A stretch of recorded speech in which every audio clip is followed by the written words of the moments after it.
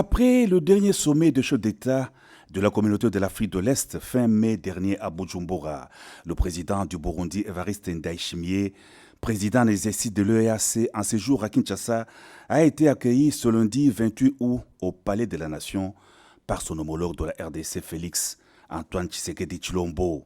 Chaude accolade, honneur militaire, les deux chefs d'État se sont aussitôt après le cérémonial d'accueil retirés pour des entretiens en tête-à-tête de près de 2 heures. Des questions relatives au renforcement des liens séculaires d'amitié, de fraternité et de coopération bilatérale entre Kinshasa et Bujumbura dans divers domaines étaient au cœur de leurs échanges. À l'issue de leur entrevue, les présidents Evariste Ndayishimiye et Félix Antoine Tshisekedi Tshilombo se sont prêtés aux questions de la presse présente au Palais de la Nation.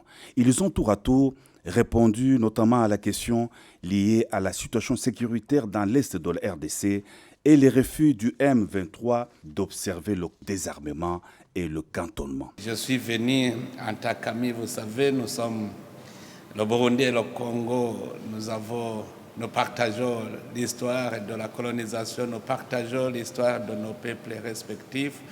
Nous sommes, je peux donner une image, nous sommes comme l'écorce et l'arbre. Donc, ce qui touche l'un touche l'autre, ce qui fait que nous avons des sentiments au peuple congolais quand ils sont dans les difficultés. Aujourd'hui, nous voyons que les autres groupes armés congolais ont accepté de déposer les armes, mais le M23 toujours est récalcitrant. C'est pour cela que nous demandons que nous tous, nous devons nous coaliser pour le contraindre à se désengager, à respecter le cessez-le-feu, à se désengager et pour aller dans le centre de cantonnement afin d'entamer le processus de DR. Donc la région, notre position est que la RDC doit recouvrer la paix. La chaleureuse bienvenue au président Evariste Ndayishimiye et à toute sa délégation.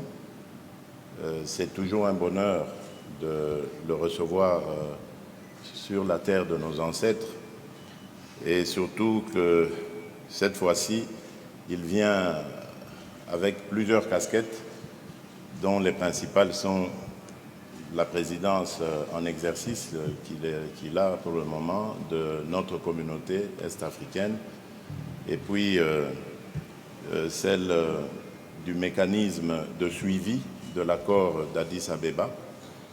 Ça veut dire qu'il est vraiment et pleinement investi des pouvoirs de mener ce qu'il est en train de mener comme démarche. Encore une fois, chers frères, merci beaucoup pour tous les sacrifices, tous les efforts que vous ne cessez de consentir à nous accompagner sur cette voie de la paix.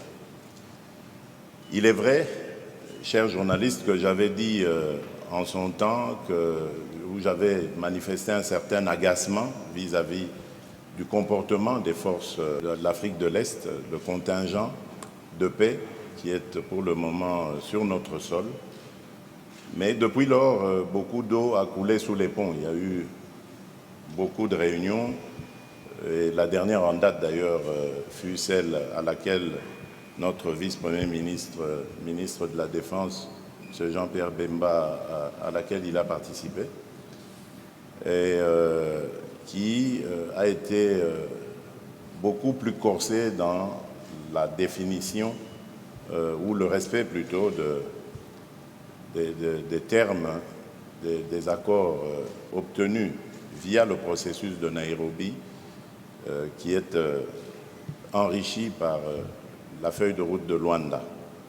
Et donc, nous sommes dans un stade d'observation parce qu'il y a eu des décisions qui ont été prises et je dis que le discours était corsé. Ces décisions sont d'application immédiate.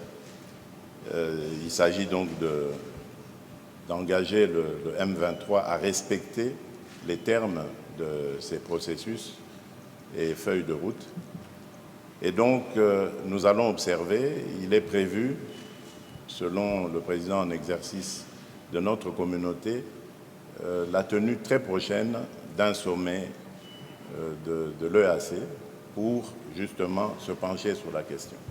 En attendant, nous allons observer sur le terrain pour voir si le M23 finalement va accéder à cette recommandation de la feuille de route.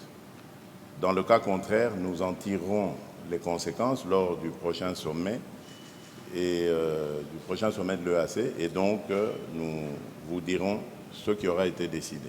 La rencontre de deux chefs d'État au Palais de la Nation, suivie d'un point de presse qu'ils ont co-animé à l'issue de leurs échanges, a clôturé la visite au travail du président du Burundi, Evariste Ndayishimiye. Le président de la République a accompagné son homologue du Burundi à l'aéroport international de Ndjili et c'est au pied de l'avion que les deux chefs d'État se sont séparés.